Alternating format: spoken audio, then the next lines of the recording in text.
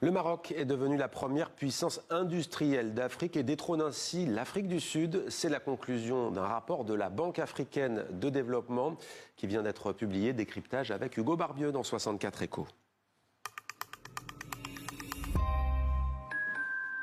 Bonsoir Hugo.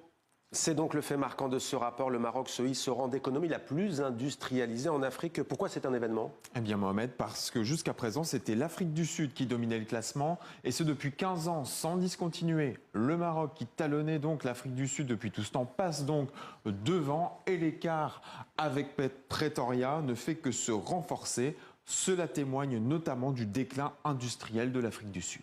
Et c'est aussi la preuve que le Maroc récolte les fruits des progrès constants. Oui, d'abord il y a une montée en gamme industrielle soutenue, la diversification des exportations et une politique industrielle vigoureuse. Cela fait 20 ans effectivement maintenant que le Royaume enchaîne les plans émergence, pacte national et plan d'accélération première et deuxième génération.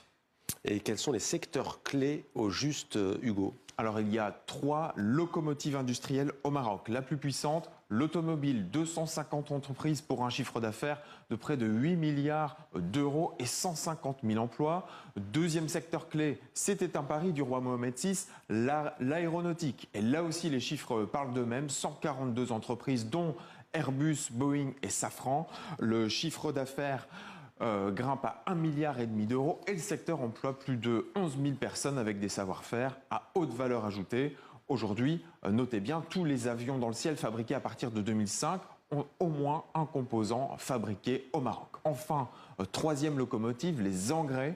Le roi du Maroc est assis sur la plus grande réserve de phosphate au monde et l'entreprise nationale OCP prévoit d'exporter 10 millions de tonnes d'engrais d'ici 2027. Est-ce à dire que le Maroc tire l'Afrique vers le haut ?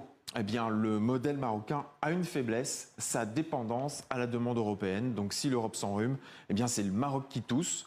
Autre mise en garde du rapport, les pays africains ont encore du mal à faire du commerce entre eux et donc à profiter des progrès des uns et des autres. Le commerce intra-africain ne représente qu'une fraction du volume total des échanges commerciaux du continent, malgré une grande zone de libre-échange continentale.